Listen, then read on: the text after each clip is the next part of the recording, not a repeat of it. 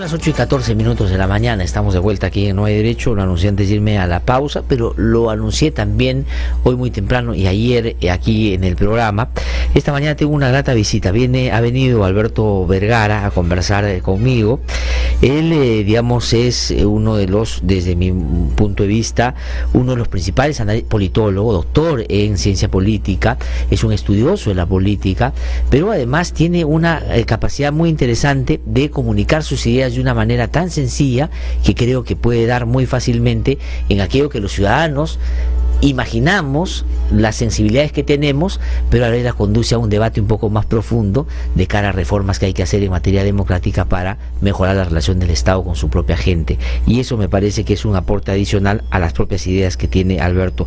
Él publicó este libro que está en su segunda edición y a mí me da mucho gusto porque además es una edición aumentada que yo recomiendo ustedes puedan y deben leer de todas maneras. Lo pueden encontrar en la feria ahora mismo, que estamos hasta el fin de semana todavía con esa posibilidad, porque creo que aquí hay varias de las ideas que él ha venido desarrollando en estos años, pero de cara a lo que ha sido el proceso político de nuestro país, diría yo, para poner un límite temporal, los últimos 30 años, donde pese a que hemos tenido dramas y procesos muy complejos, la política ha tenido movimientos muy particulares que es bueno tener claro para poder interpretar por qué estamos donde estamos y por qué resulta tan importante ahora que un presidente salga y diga lo que alguien debió decir desde la política hace años y haya generado un debate que hasta 3 o 4 días no había en el Perú, y eso me parece importante. Alberto, qué gusto que hayas podido venir al programa y que estés de pasada por Lima, que no es, digamos, muy usual porque tú vives en Estados Unidos, ¿no es cierto?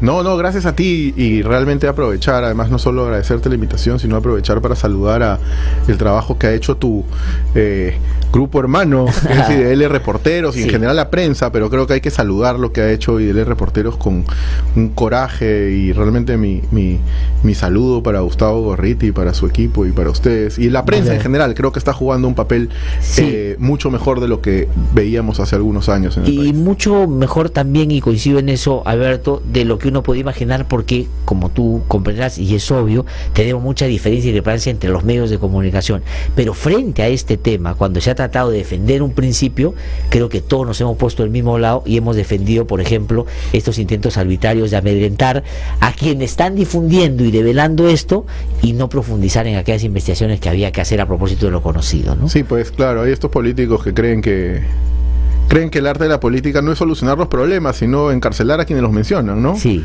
Creen que... Ahora, pero nunca como ahora, Alberto, digamos, por un interés adicional a ese que se ha hecho ya una costumbre, el hecho de poder estar involucrados, ampallados también en sus relaciones, porque fíjate, ese fiscal supremo que nos persiguió, resulta que tenía un audio. La fiscal que nos pedía los documentos tiene un esposo vinculado probablemente a esta red. Mauricio Mulder, que es uno de los que más insistentemente pidió porque nos investiguen, y ya lo has escuchado conversando con algunos de ellos, y Héctor de Becerril, digamos, me relevo de comentarios porque él mismo se explica, ¿no es cierto? Entonces hay un interés también de la política por estas redes, y tal vez podemos comenzar por ahí, ¿no? La política siempre ha sido, por supuesto, el manejo de correlaciones, ¿no es cierto? Es necesario para poder ganar, y no solo entre políticos, pero desde la perspectiva centralmente política, ¿cuán útil crees tú que han sido estas redes de corrupción a la política en épocas donde la política también está de alguna manera, como se ha dicho, judicializada? O sea, creo que lo que estamos viendo es algo que aparece de tanto en tanto, ¿no? Que son estos micropoderes políticos de intereses concretos, muchas veces informales, muchas veces ilegales, muchas veces legales, mezclados en simbiosis, digamos, con intereses ilegales, que necesitan ese vínculo con la política, y muchas veces son quienes tienen intereses directos y mandan sobre la política, aun si parcialmente, y que en algún sentido desmiente algo que yo creo que ocurre con frecuencia en el Perú, y es que solemos hacer análisis desde categorías que son enormes y grandes. Creemos que existe desde la izquierda pues la gran burguesía, y desde la derecha ven grandes movimientos sociales que están a punto de generar la revolución, y en general lo que hay son Toñitos Camayos, ¿no? Que son los que finalmente están haciendo política de verdad, y los que están, son personajes que además surgen cada cierto tiempo, ¿no? En la política peruana, y además generalmente asociados, siempre tiene un apodo, ¿no? Desde Filete, de la época de Toledo, siempre aparecen, es una menudencia con intereses que logra tener vínculos directos a la política, y que muchas veces, yo creo, desde las ciencias sociales no tenemos las herramientas, muchas veces tampoco el interés, para ir a estudiarlo, porque claro, es mucho más difícil, ¿no? Entonces creo que una lección de esto es que hay que tener unos lentes que permitan ir a mirar ese tipo de como te digo, menudencia, que oscila entre lo informal, lo ilegal y lo legal, pero sin estar en los medios, sin participar de la política tal como usualmente la definimos, y que sin embargo, en esa condición de casi topos, juegan un papel crucial, como estamos viendo. Ahora, ¿no? pero la evidencia, ¿no es cierto? Lo que uno ve, ya no digo a profundidad de un análisis, sino lo que uno ve en la televisión como expresión de la política hoy, no debió hace rato llevarnos a pensar que la política no se estaba haciendo en los partidos, que la política no se está haciendo desde la ideología, la política no se está haciendo desde la propuesta, sino que se está haciendo de estas relaciones. Y ahí tú ves, por ejemplo, puedo poner otros, pero creo que quien con mayor nitidez lo muestra es lo que es el fujimorismo en el Congreso de la República.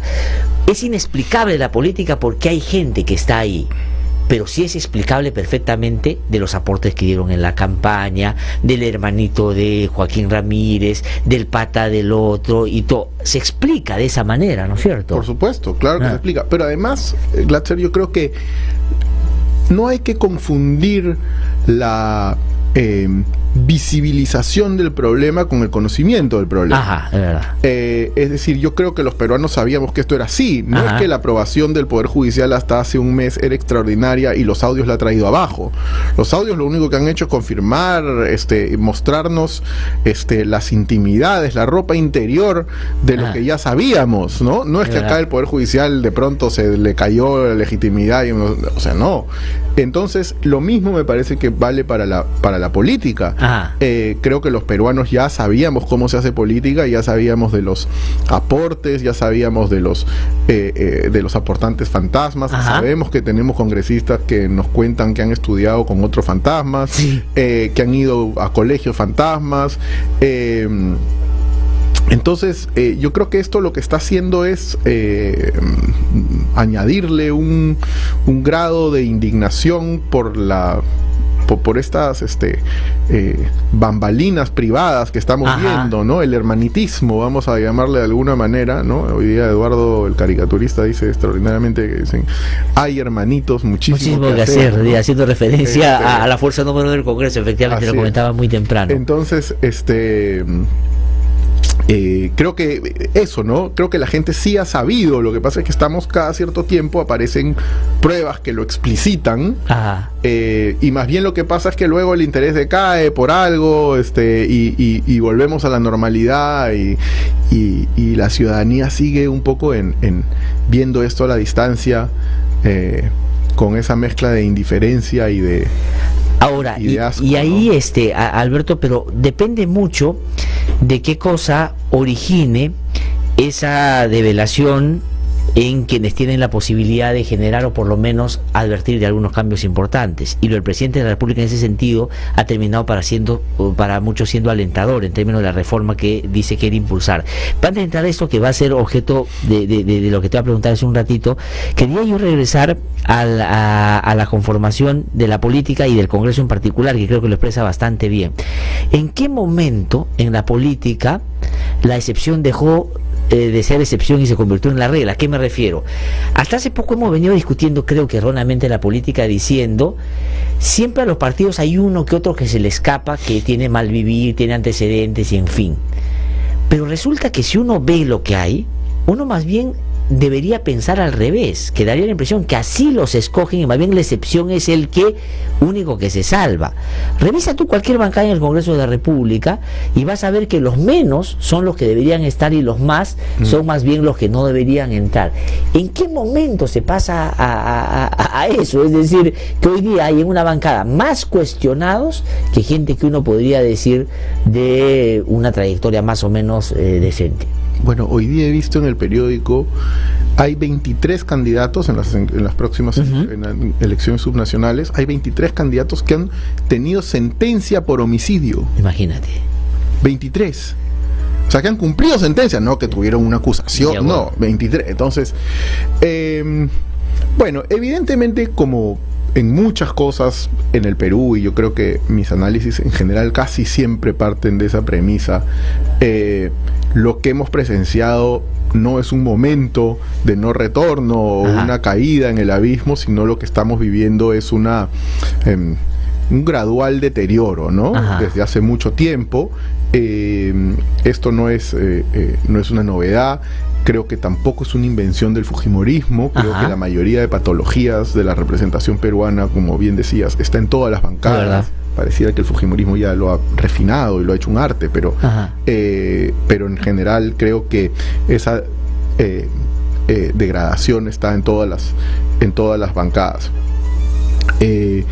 ¿A qué se debe? Se debe a un montón de procesos, desde luego, un montón de variables, pero yo diría que es sobre todo una en la cual hay una lógica de... Es decir, los políticos ya aprendieron a funcionar con estas reglas, ¿no? Mauricio Zabaleta, que tiene este libro muy interesante que se llama Coaliciones de Independientes, que es un título que pegó, pero a mí me gusta más su subtítulo, porque el subtítulo dice las reglas no escritas de la política peruana.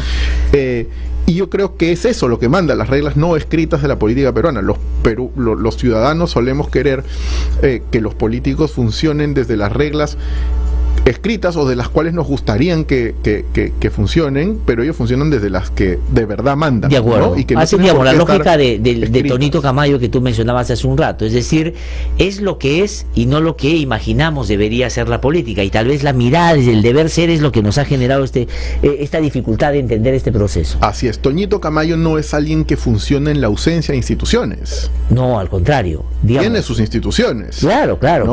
Lo que pasa es que no son las formales, no son las de la ley electoral, no son las, pero está funcionando en un marco institucional sin ninguna duda. Entonces creo que ahí los políticos han aprendido, y yo diría que ya incluso más que los políticos, los individuos que aspiran a hacer política han aprendido que pueden ser elegidos en subastas públicas, que es como sabemos se consiguen los puestos para ir al Congreso o para ser alcalde, no sé qué. El que pone más se lleva el sitio, de acuerdo. Entonces, y esas son las reglas, pues. Y todo el mundo ha aprendido a vivir con esas reglas, y en general si tú vas al Congreso y si tú haces un promedio de a cuántos partidos han pertenecido los gobernadores, los alcaldes, todo el mundo ha pertenecido a 3, 4, 5, 6. Por lo menos, ¿no? Sí. Y todos saben que esa es la manera como se funciona. Ahora, pero digamos, eso funciona en el marco de un halo de legalidad, porque ellos han logrado establecer la coartada perfecta, porque son partidos que legalmente existen. Y esa es la otra cosa que te pregunto, y debería llevarnos un poco más a la reflexión, que probablemente en los últimos tiempos hemos privilegiado más el papel que a la realidad. Porque, por ejemplo, ahorita, en este momento, hay cerca de 20 candidatos a la Municipalidad de Lima. Sí. Entonces uno podría decir que hay 20 partidos políticos en Lima funcionando. La respuesta automática es no. Entonces, ¿por qué existen? ¿No es cierto? Y es más, se dan el lujo de que en un proceso electoral previo, el del 2016, sacan a uno de los competidores porque no es formal, cuando era el que más actividad política había mostrado en términos de la aprobación que tenía y podía pasar a una segunda vuelta. ¿Cómo se explica eso? Y lo otro, que esta gente que ha establecido su coartada legal quiere impedir que otros entren y quiere más bien cerrarle la posibilidad con este tema de 3 años de militancia y todo, argumentando además institucionalidad política, es decir, termina siendo pues muy paradójico, ¿no? Bueno, eso último que mencionas está estudiadísimo, ¿no? Hay el concepto de partidos cartel. Sí. Que básicamente la idea es que los partidos terminan en una interpenetración con el Estado y se encargan de tratar de mantener el Estado cerrado para que otros no puedan entrar, ¿no? Que es la idea del partido cartel. Sí, pues eso ha ocurrido y lo que dice es bien cierto. O sea, creo que también hay que entender que en muchos sentidos la política no es un fin para muchos de quienes participan en la política, sino un medio para hacer negocios, para poder, en muchos casos, llevarte un poco de plata de campaña. Es decir, la política se ha convertido en una forma de vida también para muchos de estos partidos, entre comillas, y candidaturas, que como bien dices, no son partidos, pues en ningún sentido de la palabra, ¿no? Pero cada vez más intereses informales e intereses de todo tipo ven en la política una forma de ganarte un dinero o de poder tener influencia, y por lo tanto eso es lo que va llevando, sumado a que con la incertidumbre y volatilidad del electorado peruano también hay el elemento guachito, ¿no? Sí, sin duda. ¿Por qué no me lo voy a jugar? En una de esas yo hago algún tipo de presentación que gana titulares, y en una de esas termino estando arriba y gano, ¿no? Entonces esa dimensión de tinca también Claro, digamos, ¿no? Efectivamente en la política, pero claro, lo que termina tomando Alberto, lo primero que decías en torno a esa manera como la política se desarrolla al margen de lo que puede ser la propia institucionalidad, creando la suya, ¿no es cierto? Y has puesto el ejemplo de Tonito Camayo, que además penetra otras instituciones, porque él es un arreglador en el buen sentido, porque digamos, habla con el juez y le resuelve problemas a varios, pero en el camino no solo resuelve problemas a otros, sino que se gana sus propios proyectos. Claro. Porque después tú agarras y dices, la empresa que este señor tenía contrata con el Poder Judicial, contrata con la Federación, contrata con la policía, es decir, sigue haciendo él su negocio. Es decir, no solo, todos... me decían que ayer, no sé si esto es cierto, pero alguien me comentaba, o tal vez no sé si es una broma, pero que el carro policía que se lleva a Camayo es de Isa Motors. Tenía el logo, porque ahí llevan a, digamos, a hacer afinamiento y las mejoras entonces genera eso. Y lo otro también que termina siendo muy simbólico, el vínculo que logra establecer con, por ejemplo, la Federación Peruana de Fútbol, en épocas donde el fútbol nos ha dado en los últimos tiempos, digamos, el entusiasmo que hace décadas no teníamos. Porque ayer ha admitido Edwin Oviedo que, por ejemplo, este Tonito Camayo creó, construyó en la Videna un espacio para los jugadores. O sea, lo que te quiero decir es, hizo una instalación dentro de la propia Videna, lo que le daba a él la posibilidad de andar con los jugadores, ir al camerino, viajar con ellos.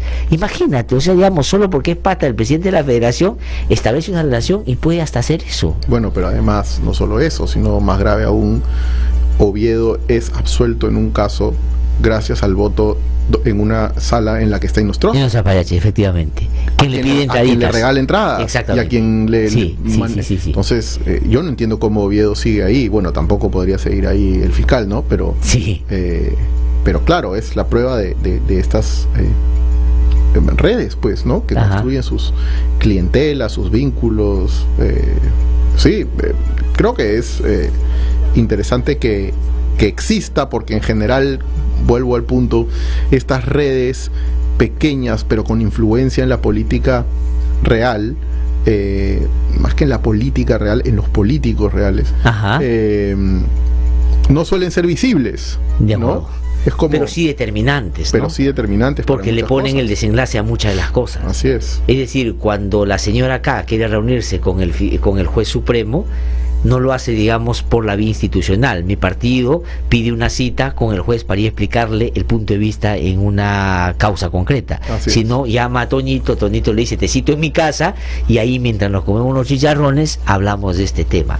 Exactamente. Tal cual, ¿no? Exactamente. Y yo creo que los peruanos que nos están oyendo en cualquier parte, sea en Puno, en Tumbes, en Moquegua, pueden contar esa historia exactamente igual en sus propias provincias. Sin duda. Donde también hay un juez que está amarrado con el alcalde, que a su vez le paga al periodista que difama a los opositores. Es verdad.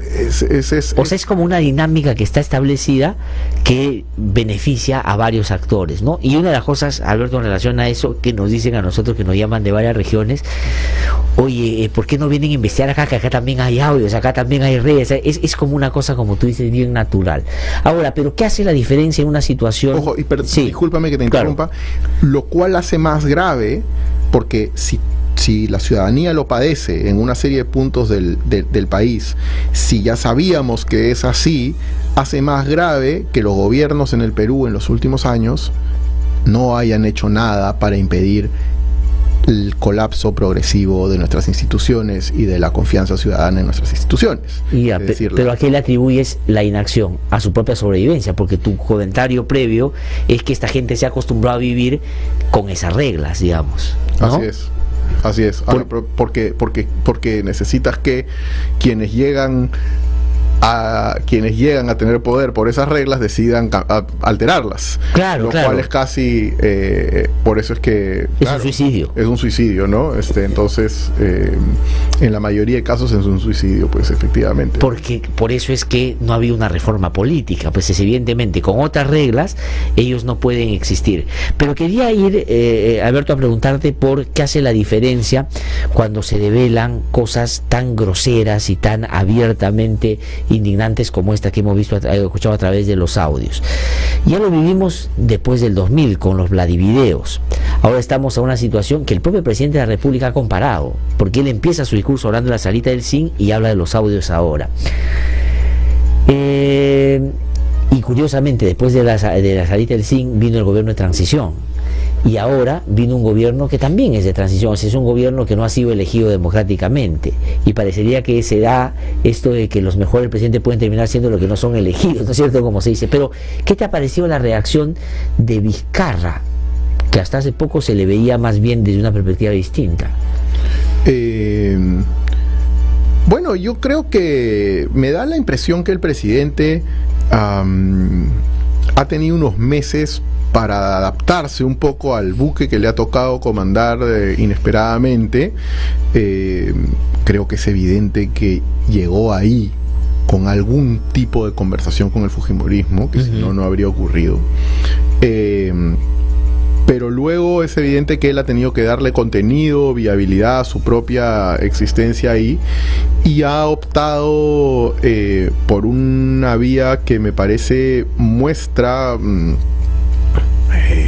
que evidencia un grado de aprendizaje de lo que ha ocurrido en los últimos años, ¿no? Creo que responde sobre todo a eso, es decir, me parece bien que esté intentando hacer otra cosa. Es decir, porque si no, lo que uno veía en el Perú en los últimos años es políticos que básicamente meten los dedos al enchufe esperando que esta vez no me pase electricidad, ¿no? Esta vez sí, esta vez no me voy a chicharrar, ¿no? Y vuelven a meterle al enchufe y vuelven en eso. Entonces creo que él ha optado por hacer algo que implica más allá, yo diría, podemos discutir las medidas específicas eso, pero más allá de eso, yo creo que él ha introducido algo que es fundamental en el país, y es que él está en este momento intentar representar la idea de cambio. En un país que está reclamando cambio, que sabe que es evidente que no podemos seguir cual Titanic buscando su iceberg, ¿no?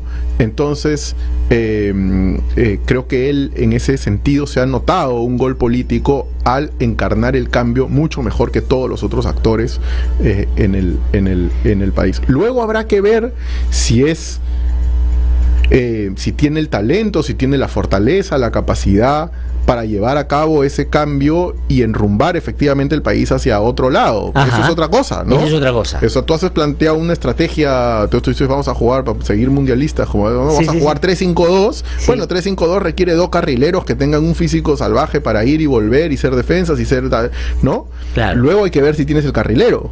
Es O sea, verdad. la estrategia para arrancar está bien, pero... Ahora, pero digamos, ya la propia estrategia da cuenta de que tú has marcado la cancha y las reglas con qué jugar.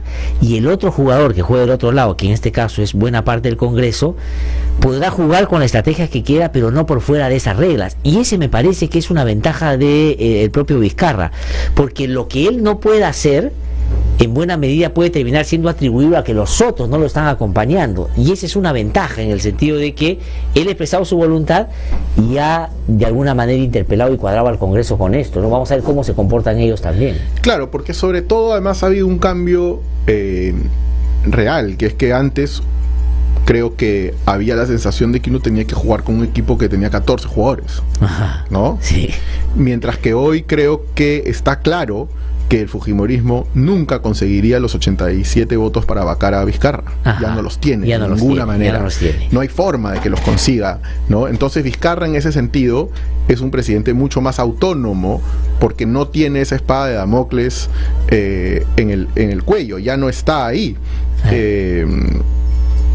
Salvo que apareciera algo que no tenemos ninguna idea y que fuera un meteorito de tipo corrupción o algo así, pero que en este momento no está en el tablero. Ajá. Y que por lo tanto eso creo que le da un margen de maniobra a él para, digamos, jugársela de una manera más decidida, ¿no? Ahora, y Alberto, ¿a qué le atribuyes tú como determinante para una actitud que claramente ha generado sorpresa? Porque hasta el 26 o 25, los comentarios por lo menos que yo hacía acá es, no le veía al presidente como con esa fuerza para ir y en el propio Congreso plantear una cosa de esta naturaleza. Porque han pasado varias cosas. Tú has dicho, es un aprendizaje de 4 meses. Efectivamente eso puede ser. Esto es un aprendizaje más largo, ¿no? Creo No, que... de acuerdo. O sea, Sí, no, político más largo, pero desde el ejercicio de la presidencia, es. cuando entró, él como desubicado dijo, a ver, ¿cómo funciona este asunto y cómo me ubico? ¿Qué cosa ha sido determinante? Han pasado varias cosas. ¿Dirías tú, o los dos, o uno de los dos con más peso, la indignación de la calle que él ha logrado percibir y lo ha sensibilizado, ha dicho, de ese lado me pongo de todas maneras? ¿Y cuánto le ha atribuido, por supuesto, al momento que los audios han generado, al escenario que los audios han generado? Porque sin audios y sin gente movilizándose, me daría la impresión de que el presidente no hubiera tenido esa actitud. ¿O tú crees que sí? No, creo que todo eso ha formado parte, pues, de los ingredientes de esta opción política de confrontación, ¿no? Porque evidentemente tiene una dosis de confrontación clara. Sí, lo de los audios, lo de la gente y el aprendizaje, yo creo, ¿no? Es decir, no hay que ser muy saorí ni es física cuántica darse cuenta que en realidad los políticos nacionales que han decidido hacer el muertito a la descomposición peruana en realidad han terminado con un repudio popular abierto. Es decir, Ajá. en la última elección Toledo y García no suman más de 7% entre los dos verdad. expresidentes. Sí. Kuczynski se va en el total Desprestigio. desprestigio Total. absoluto frente a la población, y yo creo que el presidente Vizcarra debe haber dicho, yo quiero hacer eso. Ajá. O sea, realmente eso es como quiero ser percibido, como alguien un pusilánime o acomodado con el deterioro del país y que no hizo nada yo creo que va por ahí. Y el otro día en la Feria del Libro, que se presentaba mi libro, caminando por ahí, Gustavo Gorriti salía de otra presentación. Sí. Y la gente lo aplaudía espontáneamente, iba caminando, era como un carrusel de aplausos que daba vueltas por la Feria del Libro con gente que espontáneamente lo aplaudía. Yo creo que no es muy intrigante saber que ahí está tu fuerza, ¿no? Que evidentemente es un país que está reclamando orden y autoridad, que no tienen que ser por qué conceptos necesariamente monopolizados por el conservadurismo ni la derecha. Yo creo que hay la necesidad de recuperar en el país la autoridad, lo creo desde hace muchísimo tiempo, de la autoridad democrática. Sin duda, sin duda. Y creo que Vizcarra avanza un poco en esa dirección teniendo en cuenta su propio carácter, ¿no? Porque cuando él hace el anuncio del 28 y va a la parada cívico-militar del 29, él inicialmente quiere hacer, en el marco del protocolo, saludo a la gente. Pero en un momento rompe el protocolo, se acerca a la gente a la mano y ve que le funciona bien. Y por primera vez en los últimos, digamos, años, yo veo que a un presidente no le gritan corruptos, sino le dicen: Martín, saca a los corruptos. O sea, como que a él lo excluyen de ese grupo y dicen: tú tienes que hacerlo. Y él se anima a caminar, Alberto, 23 cuadras. Camina hasta la Plaza Bolognesi con la gente al costado. O sea, digamos, él mide, esto, tú haces la simbología o cuentas lo de Gorriti.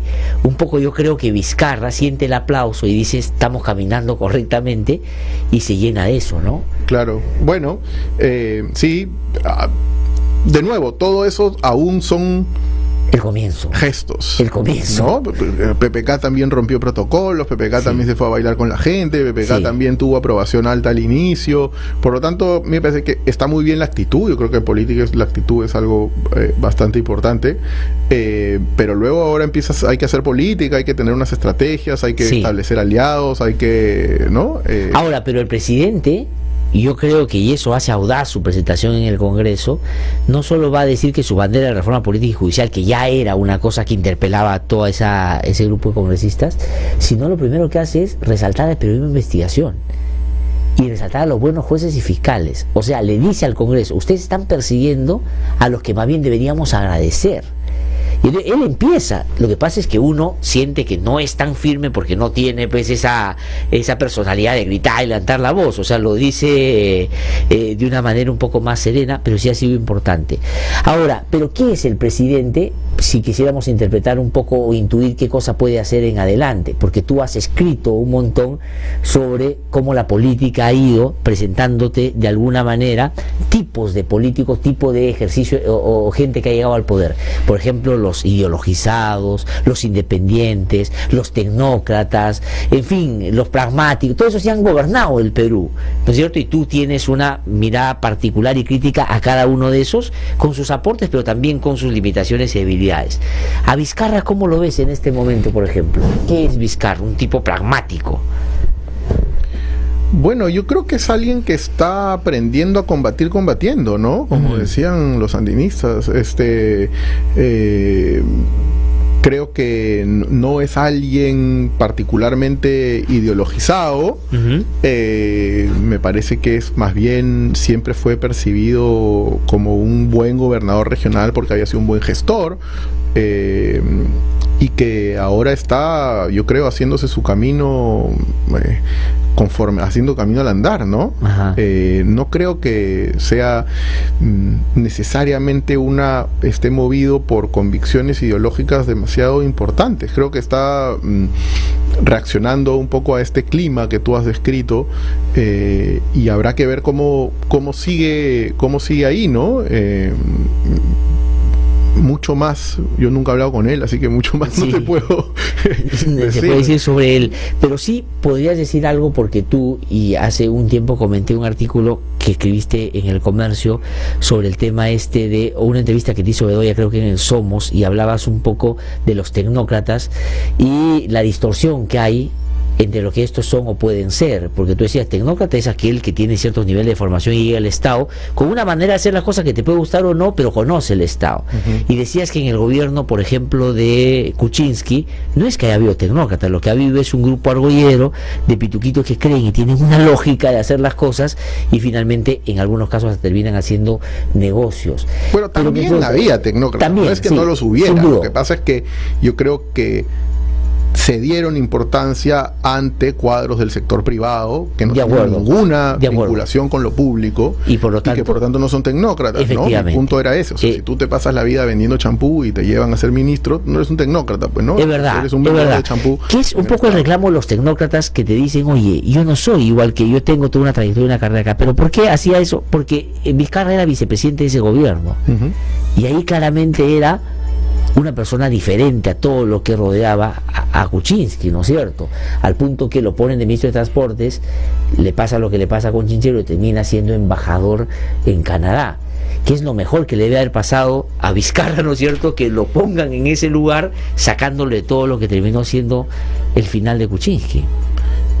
Sí, y él era distinto, yo diría, y sigue siendo distinto respecto del gobierno de Kuczynski, de algo que me parece importantísimo, que es alguien que viene y que ha hecho una carrera que se la debe a los ciudadanos. Ajá. Es decir, es un político.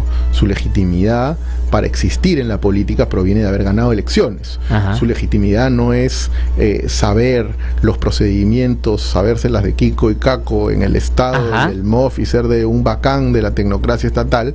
Su legitimidad tampoco proviene de ir a la misma playa que los otros ministros, ni de ser...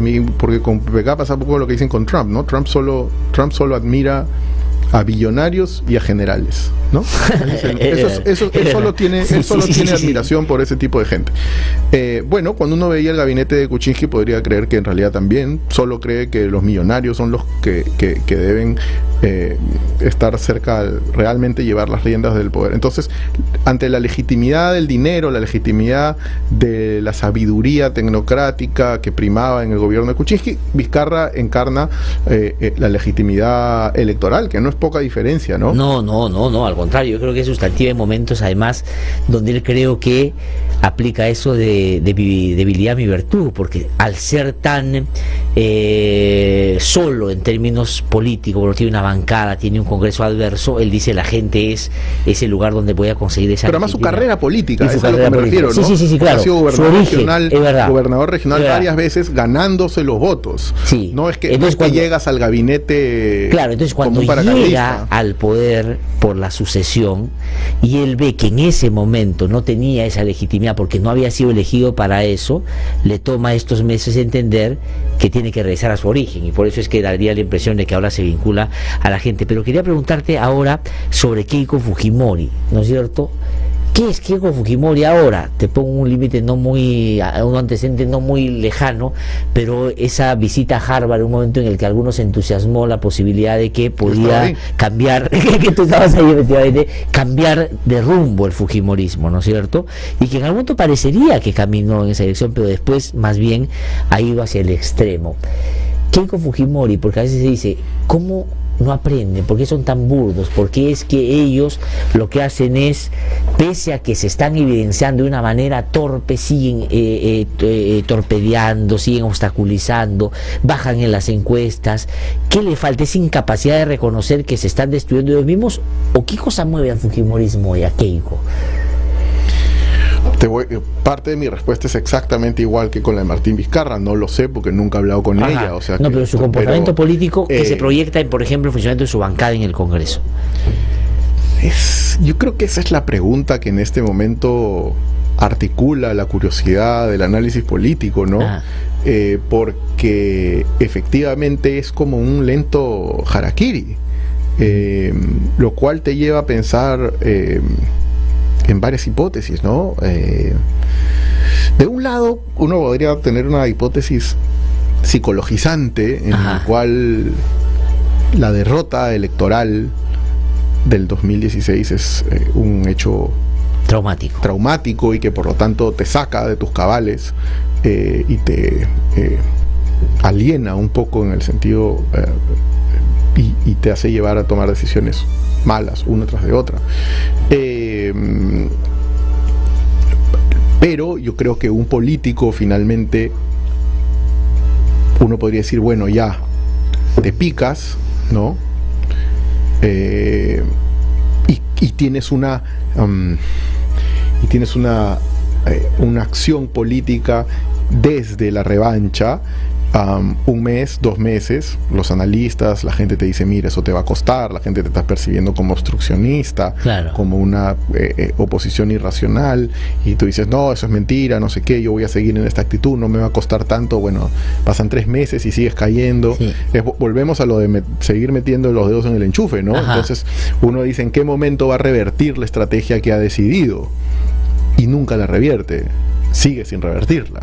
Acaban de tomar la mesa directiva del Congreso por tercera vez después del desastre que han hecho, por ejemplo, 2 figuras muy cercanas a ella como Luz Salgado y Galarreta. Pero ¿hacia dónde se encamina? O sea, digamos, ¿cuál es la lógica? Porque... Es que yo creo que otra hipótesis es que ya no les importe la política. Ajá. O sea, tal vez el fujimorismo no es nada, es poco más que el vehículo pasajero de estos intereses informales, ilegales, que lo que necesitan necesitan al fujimorismo para dominar, para tener influencia en el Poder Judicial, en el Tribunal Constitucional, en la Fiscalía, y que por lo tanto los intereses no son ya los electorales, ni los de la satisfacción ciudadana, ni los de caerles bien a la gente, Ajá. sino que no estamos viendo que en verdad lo que les interesa es otra cosa, que lo que les interesa es ese interés subalterno y muchas veces incluso al margen de la ley. Claro. Entonces tal vez estamos insistiendo en ver como un partido político algo que no es un partido político. Ajá, y de repente, claro, eso se expresa en la manera como buscan, tengo la impresión, de volver a pagar los favores de la campaña, ¿no es cierto? Porque tienen una agenda claramente vinculada a los sectores que fueron los sponsors de su campaña, los Claro. fundamentalistas religiosos, algunos lavadores de dinero, en fin, trabajan para ese sector. Y lo otro me parece, y te pregunto por eso, el propio caso Lavallato. A mí me da la impresión que ellos juegan la política al muy corto plazo. No les importa la elección de 2021, sino zanjar sus cuentas hoy. Hoy día hay que evitar que Joaquín y Keiko estén en problemas y por eso hay que bajarse al fiscal de la nación, por eso hay que ajustar al Poder Judicial. Claro, es parte de lo que tú dices, ¿no? Que es parte de eso, ¿no? Me parece que es parte de eso. Sin duda, además, el ingrediente Lavajato, el ingrediente Odebrecht, introdujo en la política peruana un grado de irracionalidad a todos, ¿no? Es decir, de pronto todo el mundo dice, uy, chispas, Sí. y yo no quiero terminar como un mal, ¿no?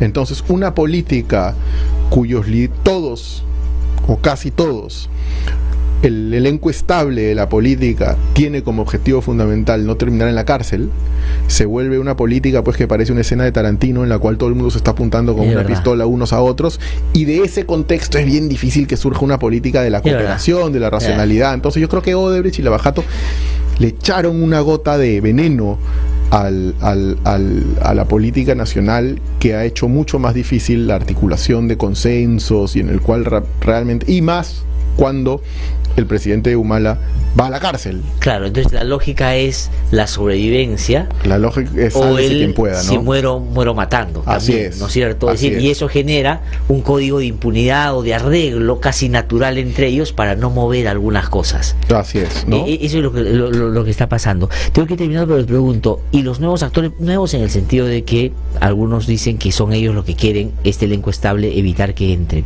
La izquierda, ¿cómo la ves? Tú has hablado del mito de las bases, siguen todavía con esas lógicas que a veces uno no entiende porque la realidad los contradice abiertamente.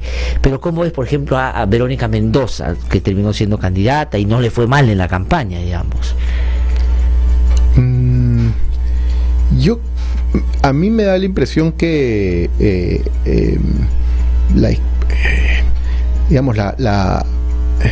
a ver, en el Perú, si lo pensamos como viabilidad política, yo creo que en realidad quienes van a tener opciones en las próximas elecciones son quienes no han estado involucrados en política en estos últimos años. Me parece que eso es algo que favorece a muchos, ¿no?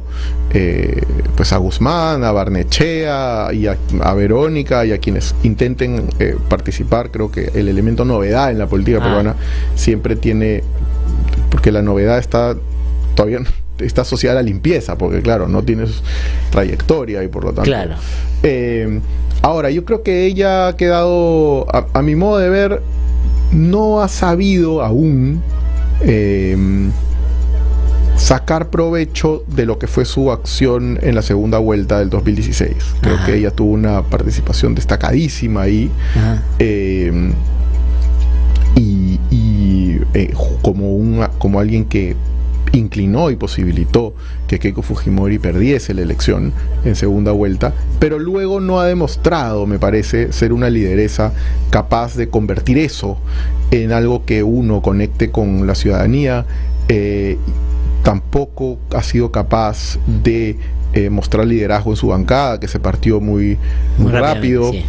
También ha mostrado, me parece, un extravío, diría yo, en varios planos, ideológicos sin ninguna duda, pero además cometer el acto un poco irracional también, me parece, de creer que se iban a poder poner a buscar firmas y que las iban a conseguir. Obviamente no estaban en la fortaleza, no tenían la capacidad, y tarde se han dado cuenta que no pueden. Entonces no da la impresión de una lideresa tomando las decisiones correctas, o con un aplomo y una serenidad que esté viendo la política bien. Me parece. Ahora, luego eso ya en una campaña electoral, digamos, la cosa puede cambiar, ¿no? Puede cambiar, ¿no? Como cambió para ella misma en esa campaña donde creció políticamente, digo, de manera significativa, pese a la austeridad de su propia campaña, por decirlo de alguna manera.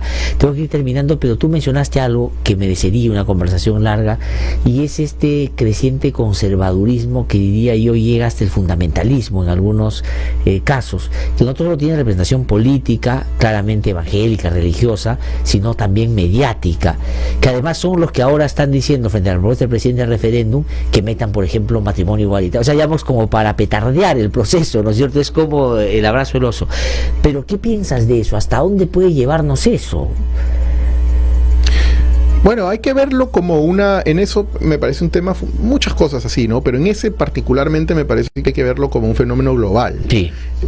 Mira, AMLO, de López Obrador en México, claro, acaba de meter 10% de evangélicos al Congreso. Sin duda. En esta alianza de Morena que hizo, que era antes era impensable, ¿no es cierto? Exacto, y él ha llevado 10% de evangelistas al Congreso, de evangélicos, ¿no? Y fíjate, Costa Rica, una segunda vuelta con un líder evangélico donde parecía que ganaba de todas maneras y perdió, ganaba y al final ha perdido.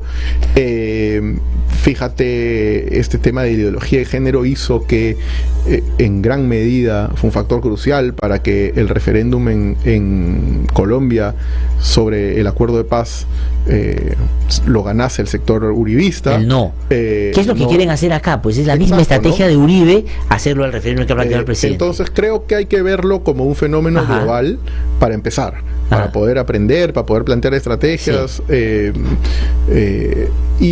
Y hasta dónde puede llegar. Bueno, yo creo que está claro que la estrategia de esos sectores es mucho más infiltrar varios partidos que construir un partido evangélico, ¿no? Entonces, pero sí es el problema, yo diría, para mí, es menos la presencia de esa agenda conservadora, que además me parece ilegítimo que tenga expresión y representación. Sí.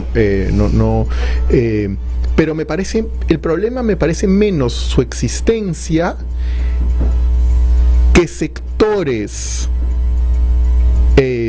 tecnocráticos, liberales, empresariales y políticos que no vienen de esa raíz, crean que son temas por los cuales no vale la pena luchar porque va a polarizar, porque va a generar ruido político y que hay que entregarlo. Entonces, la democracia en realidad no está en peligro únicamente por quienes las atacan, sino por quienes no salen a defenderla. Y por eso también es bien importante, y es lo menos comentado, creo que en los medios por estos días, que el propio presidente Vizcarra, que hasta hace poco no podía mencionar la palabra género o enfoque, hay en su discurso dicho: a fin de año sacamos la política de enfoque género, porque la falta de esa política genera feminicidio. Así es. O sea, creo que ahí también hay una lectura de cara de lo importante que es que el propio Estado, el propio gobierno construya las políticas y no este tipo de grupos que tienen mucha presión y mucho poder, ¿no? Alberto, se ha acabado el tiempo, lamentablemente. podría seguir conversando contigo varios otros temas. Te agradezco muchísimo por haber venido. No, gracias a Te ti, felicito por el imagínate. trabajo. Recomiendo Gracias. que compren este libro, lo pueden encontrar en la feria, por supuesto.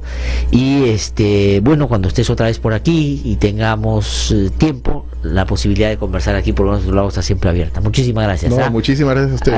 Haber conversado con nosotros. Tengo que ir a una pausa, regreso en un instante. Estamos aquí en No hay Derecho.